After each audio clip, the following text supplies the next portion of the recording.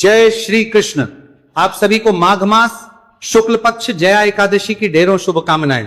प्रिय दर्शकों, आज के इस वीडियो में हम बात करेंगे जया एकादशी के विषय में। माघ मास के शुक्ल पक्ष की जया एकादशी का व्रत आपको कब करना चाहिए, सूर्य के मुख से एकादशी कब है, ये जानकारी हमारी भारत के लिए, भारत के आसपास के देशों के लिए और साथ ही यूके, यूएसए, कनाडा आदि सभी देशों के लिए होगी कि वहां पर तिथि का योग क्या रहा है, व्रत आदि किस दिन करना चाहिए।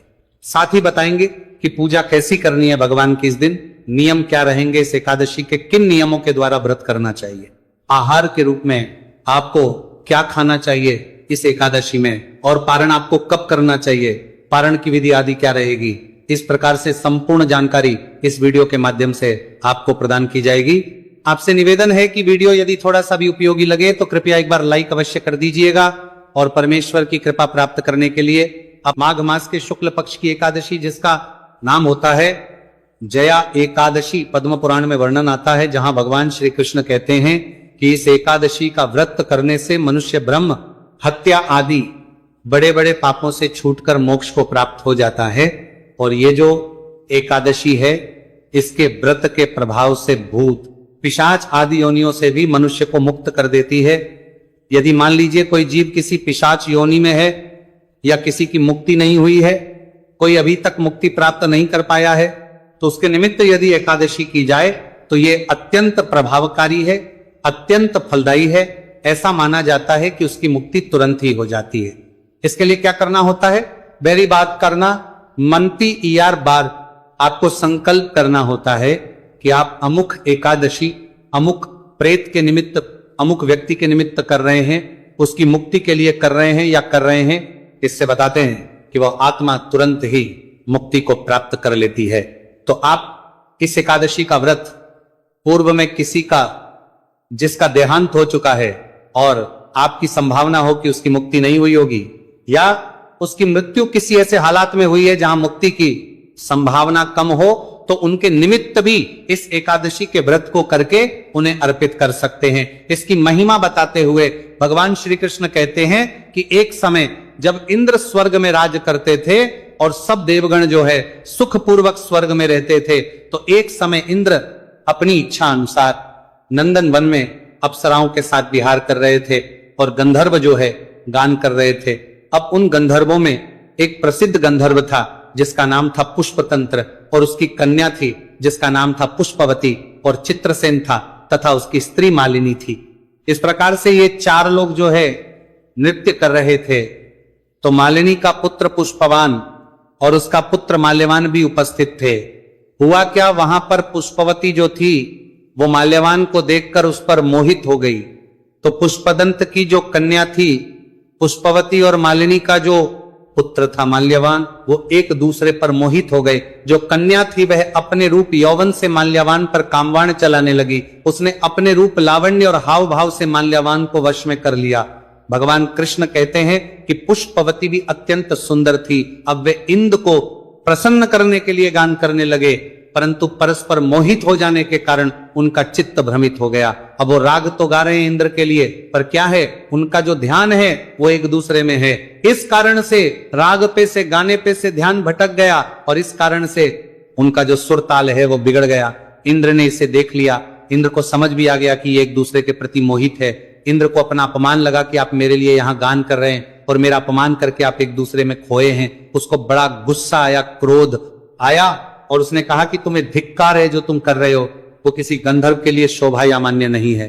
जाओ, अब तुम दोनों स्त्री पुरुष के रूप में, मृत्यु रूप में अर्थात पृथ्वी पर जाकर पिशाच रूप धारण करो और अपने किए का फल भोगो। इंद्र ने इस प्रकार से उन दोनों को श्राप दे दिया। इंद्र के इसके फलस्वरूप वे दोनों अत्यंत दुखी हुए और हिमालय पर्वत पर दुखपूर्वक अपना जीवन व्यतीत करने लगे। उन्हें गंध तथा रस स्पर्श आदि का भी कुछ भी ज्ञान नहीं रहा। उन्होंने बड़े महान दुख भोगे, उन्हें एक क्षण भी निद्रा नहीं आती थी।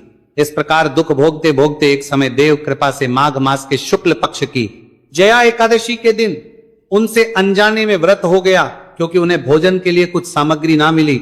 शीत बहुत के कारण वो रात्रि भर सो नहीं पाए, तो इस कारण से जागरण हो गया और अगले दिन जया एकादशी का व्रत हो जाने और अनजाने में जागरण हो जाने के पुण्य फल के प्रभाव से उन दोनों को उस श्राप से मुक्ति मिली और वो दोनों पिशाच योनि से छूटकर अपने पूर्व स्वरूप को धारण करके स्वर्ग को चले गए। भगवान कृष्ण कहते हैं कि जब वो स्वर्ग में पहुंचे तो वहां इंद्र आदि सभी देवताओं ने उनकी स्तुति की, उन्हें प्रणाम किया, क्योंकि इस एकादशी का व्रत हो जाने के कारण वो देवताओं के भी पूजनीय हो गए थे। तो प्रिय, इस प्रकार से जो मनुष्य इस एकादशी का व्रत करता है वो देवताओं के लिए भी वंदनीय हो जाता है, देवता भी उसकी वंदना करते हैं, क्योंकि वो भगवान हरि का परम भक्त कहलाता है और भगवान हरि के परम भक्त को देवता सदा वंदना करते हैं।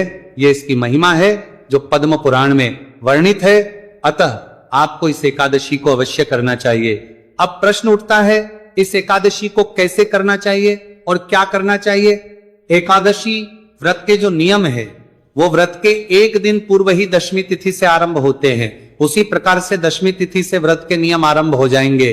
क्यों? एकादशी का जो व्रत है वो एक दिवसीय अनुष्ठान होता है, जिसमें व्रत के एक दिन पूर्व संयम रखते हुए नियम पालन आरंभ होते हैं। फिर अगले दिन व्रत होता है और उससे अगले दिन एकादशी व्रत का पारणा होता है, तब जाके ये अनुष्ठान पूर्ण होता है और उसका पुण्य फल प्राप्त होता है। तो दशमी तिथि को कुछ वस्तुओं का त्याग कहा गया है, उनका त्याग करना चाहिए। उनमें प्रमुख रूप से जो कही गई वस्तुएं हैं उनमें आता है, सबसे पहले तो मनुष्य को व्रत के एक दिन पूर्व ही तामसिक पदार्थों का त्याग कर देना चाहिए। लहसुन, प्याज आदि का त्याग कर देना चाहिए। जो लोग मांस मदिरा का सेवन करते हैं और एकादशी का व्रत भी करते हैं, उन्हें भी व्रत के एक दिन पूर्व ही इसका त्याग कर देना चाहिए। एकादशी के व्रत के एक दिन पूर्व आपको कांसे के वस्तुओं का त्याग करना चाहिए। एकादशी के पात्र का त्याग कर देना चाहिए, शहद का त्याग कर देना चाहिए, मसूर की दाल का त्याग कहा गया है उसे त्याग देना चाहिए। नियम कहते हैं कि एकादशी का व्रत करने के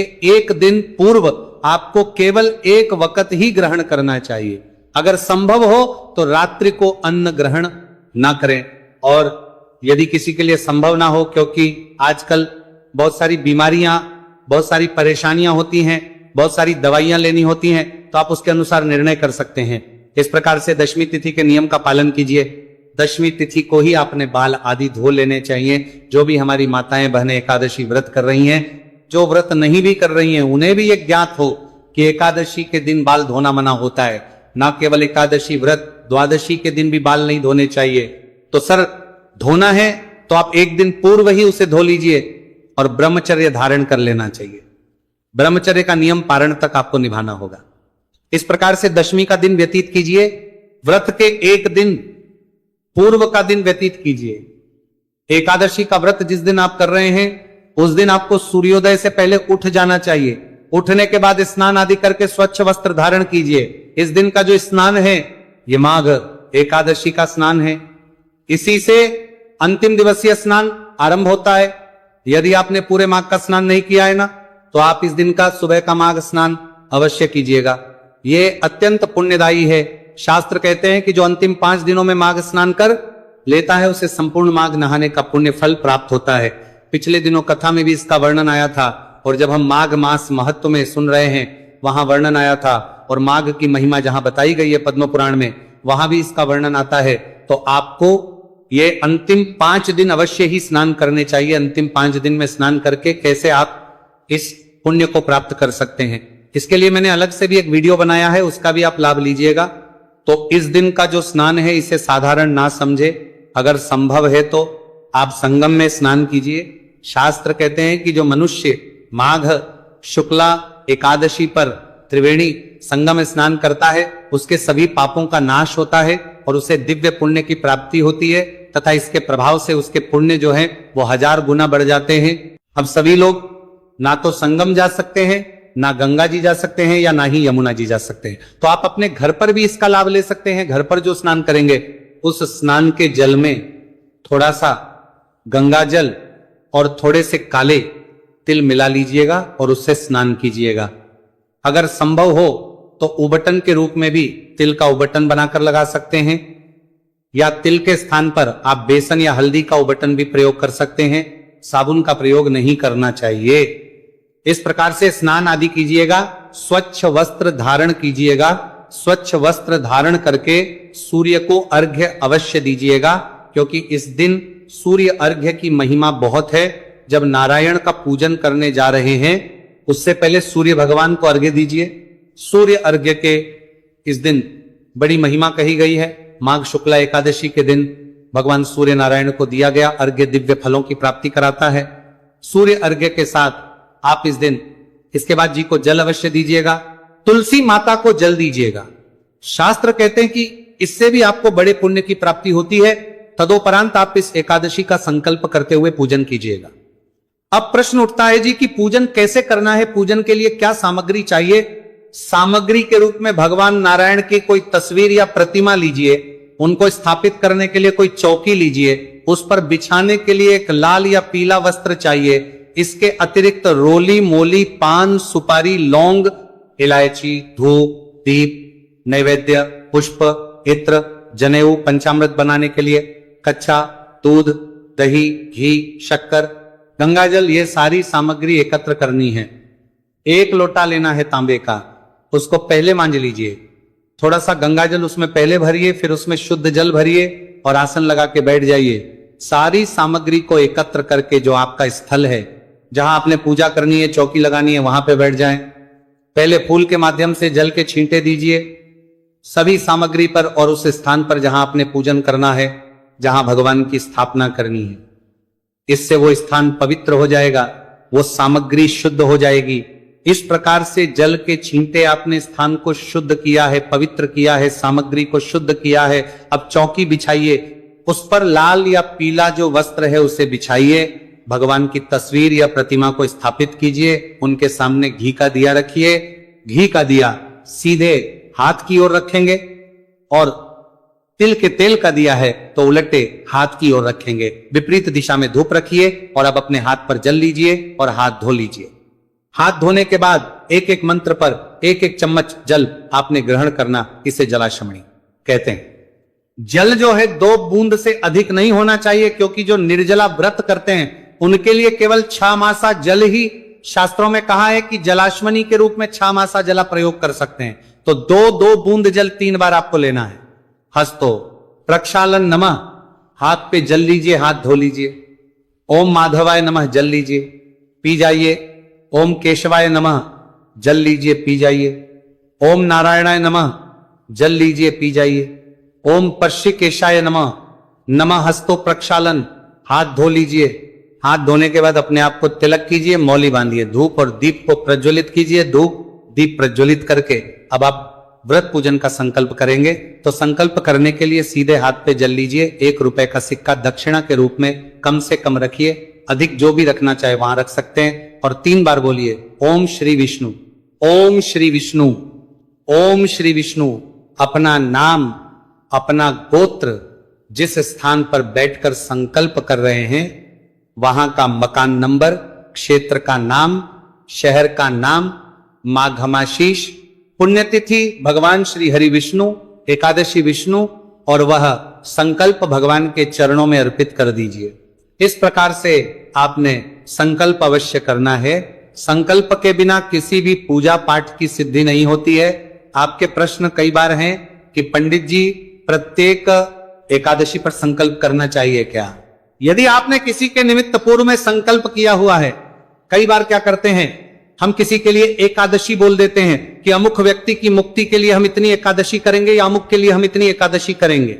यदि आपने उतनी एकादशी बोली है तो आपने आरंभ में ही उसका संकल्प कर लिया होगा, फिर आपको हर बार करने की आवश्यकता नहीं है, क्योंकि ये अपने लिए नहीं वरन आप दूसरी आत्मा के लिए कर रहे हैं। लेकिन यदि आप अपने लिए कर रहे हैं और आपने ऐसा कोई संकल्प पूर्व में निर्धारित किया है तो आपको प्रत्येक एकादशी पर संकल्प करना चाहिए।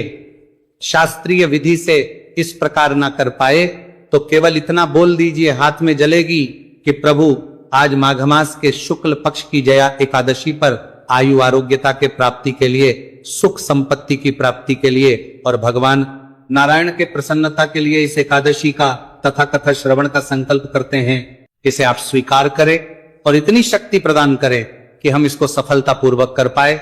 संकल्प भगवान के चरणों में अर्पित कर दीजिए। संकल्प आपने करना अवश्य है, चाहे आप शास्त्रीय विधि से करें चाहे इस प्रकार से करें। संकल्प करने के बाद अब आप भगवान का पूजन करेंगे। पूजन कैसे करेंगे? सबसे पहले भगवान को पद्य अर्घ्य आचमन ही अर्पित किया जाता है। तो भगवान की तस्वीर या प्रतिमा जो भी है उनके सामने एक पात्र रख दीजिए। प्रतिमा है तो आप उनको स्नान करा सकते हैं, तो किसी स्नान के पात्र में रखिए, उनको बड़ी थाली आदि में विराजमान कीजिए। सबसे पद्य, अर्घ्य, आजमनी, तो 3 बार जल अर्पित कीजिएगा। आद्य के रूप में, फिर अर्घ्य के रूप में, फिर आजमनी के रूप में। मैं आपके लिए इस एकादशी की पूरी पूजा विधि का वीडियो अलग से भी अपलोड करूंगा, उसका भी आप लाभ ले सकते हैं, क्योंकि यहां मंत्र के सहित बताऊंगा तो यह जानकारी बहुत बड़ी हो जाएगी। इसीलिए मैं यहां संक्षेप में बता रहा हूं। जो इसी प्रकार से करना चाहते हैं वो इससे लाभ ले सकते हैं। अन्यथा मैं एकादशी के पूजन का वीडियो जो है मंत्रों के साथ अपलोड करूंगा, आप उसको उसके अनुसार पूजन कीजिएगा। तो पद्य, अर्घ्य, आचमनी कराइए, फिर भगवान को स्नान कराइएगा। तो स्नान के लिए जल के छींटे दीजिएगा, भगवान को जल के छींटे दीजिएगा। पुष्प के माध्यम से अगर प्रतिमा है तो प्रतिमा को शंख में जल भर के स्नान कराइएगा। स्नान के बाद पंचामृत स्नान कराया जाता है। पंचामृत स्नान के लिए क्या करेंगे आप कि जो पंचामृत बनाइएगा, पंचामृत में शहद का प्रयोग नहीं होगा, ध्यान दीजिएगा। और पंचामृत को फूल पर लगा लीजिए, फूल पे लगा के, और वो भगवान नारायण को अर्पित कीजिए, भगवान विष्णु को अर्पित कीजिए। जो प्रतिमा पर पूजन कर रहे हैं वो प्रेम से पंचामृत से फिर स्नान कराइएगा।